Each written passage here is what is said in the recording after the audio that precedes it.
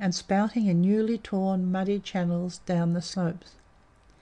Then the sun came out and drew forth the good incense of the deodars and the rhododendrons, and that far-off clean smell which the hill people call the smell of the snows. The hot sunshine lasted for a week, and then the rains gathered together for their last downpour, and the water fell in sheets that slayed off the skin of the ground and leapt back in mud. Puran Bhagat heaped his fire high that night, for he was sure his brothers would need warmth, but never a beast came to the shrine, though he called and called till he dropped asleep, wondering what had happened in the woods.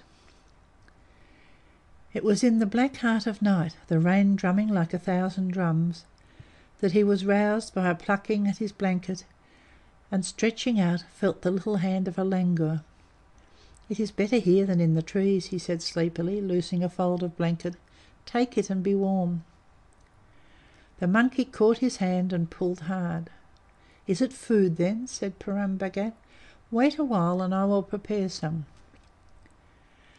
As he knelt to throw fuel on the fire, the langur ran to the door of the shrine, crooned and ran back again, plucking at the man's knee. "What is it? What is thy trouble, brother?" said Puran Bhagat, for the langur's eyes were full of things he could not tell. "Unless one of thy caste be in a trap, and none set traps here, I will not go into that weather. Look, brother, even the barasingh comes for shelter." The deer's antlers clashed as he strode into the shrine, clashed against the grinning statue of Kali. He lowered them in Puran Bhagat's direction and stamped uneasily, hissing through his half-shut nostrils. "Hi, hi, hi," said the Bhagat, snapping his fingers. "Is this payment for a night's lodging?" But the deer pushed him toward the door, and as he did so Puran Bhagat heard the sound of something opening with a sigh, and saw 2 slabs of the floor draw away from each other, while the sticky earth below smacked its lips. "Now I see," said Puran Bhagat. "No blame to my brothers that they did not sit by the fire tonight. The mountain is falling, and yet why should I go?" His eye fell on the empty begging bowl, and his face changed. "They have given me good food daily since I came, and if I am not swift, tomorrow there will be not one mouth in the valley. Indeed, I must go and warn them below. Back there, brother, let me get to the fire." The barasingh backed unwillingly as Puran Bhagat drove a pine torch deep into the flames, twirling it till it was well lit. "Ah, ye came to warn me," he said, rising. "Better than that we shall do, better than that. Out now and lend me thy neck, brother, for I have but 2 feet." He clutched the bristling withers of the barasingh with his right hand, held the torch away with his left, and stepped out of the shrine into the desperate night. There was no breath of wind, but the rain nearly drowned the flare as the great deer hurried down the slope, sliding on his haunches.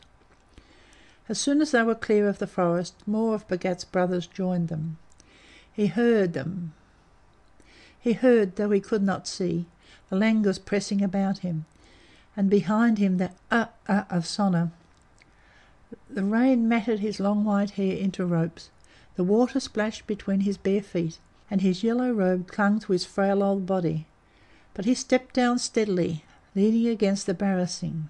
He was no longer a holy man, but Sir Param Das, K.C.I.E., Prime Minister of no small state, a man accustomed to command, going out to save life. Down the steep, plashy path they poured all together, the Bhagat and his brothers, down and down till the deer's feet clicked and stumbled on the wall of a threshing floor, and he snorted because he smelt man. Now they were at the head of the one crooked village street, and the Bhagat beat with his crutch on the barred windows of the blacksmith's house as his torch blazed up in the shelter of the eaves. "Up and out!" cried Puran Bhagat. He did not know his own voice, for it was years since he had spoken aloud to a man. "The hill falls! The hill is falling! Up and out! O you within!" "It is our Bhagat," said the blacksmith's wife. "He stands amongst his beast.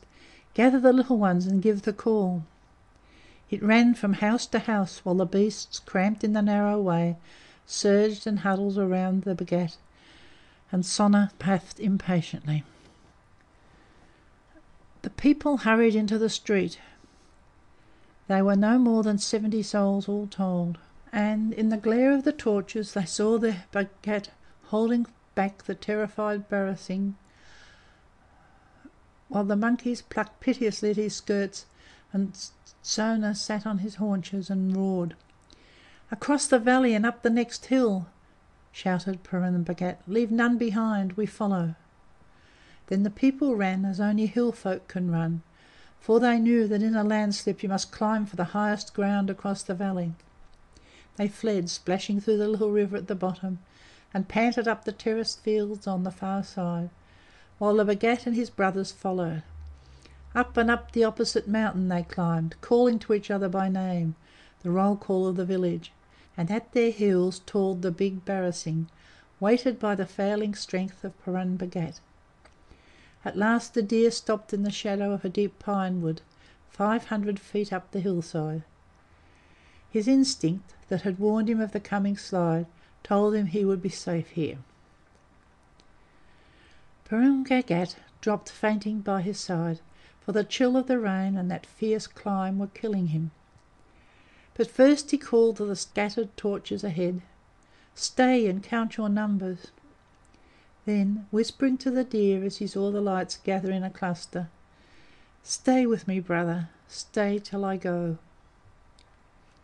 There was a sigh in the air that grew to a mutter, and a mutter that grew to a roar, and a roar that passed all sense of hearing, and the hillside on which the villagers stood was hit in the darkness and rocked to the blow. Then a note as steady, deep, and true as the deep sea of an organ drowned everything for perhaps 5 minutes, while the very roots of the pines quivered to it. It died away, and the sound of the rain falling on miles of hard ground and grass changed to the muffled drum of water on soft earth that told its own tale.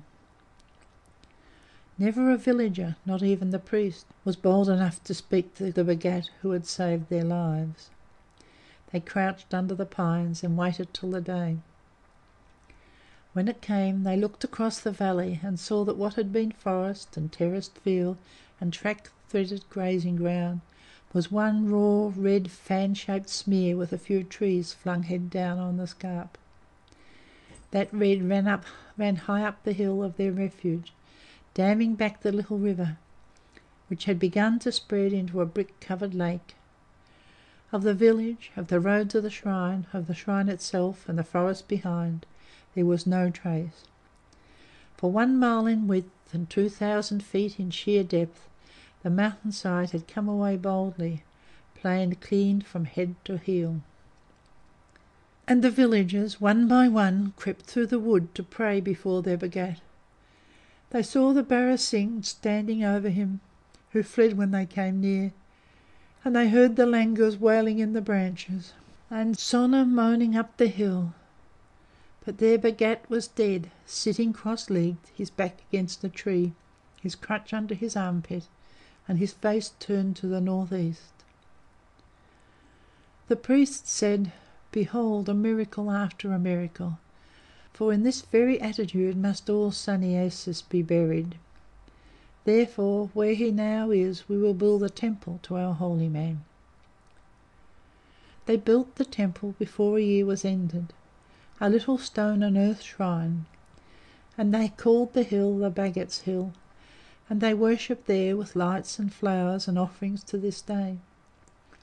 But they do not know that the saint of their worship is the late Sir Puran Das, KCIE, DCL, PhD, etc., once Prime Minister of the progressive and enlightened state of Mohinawala, an honorary or corresponding member of more learned and scientific societies that will ever do any good in this world or the next. End of section 5.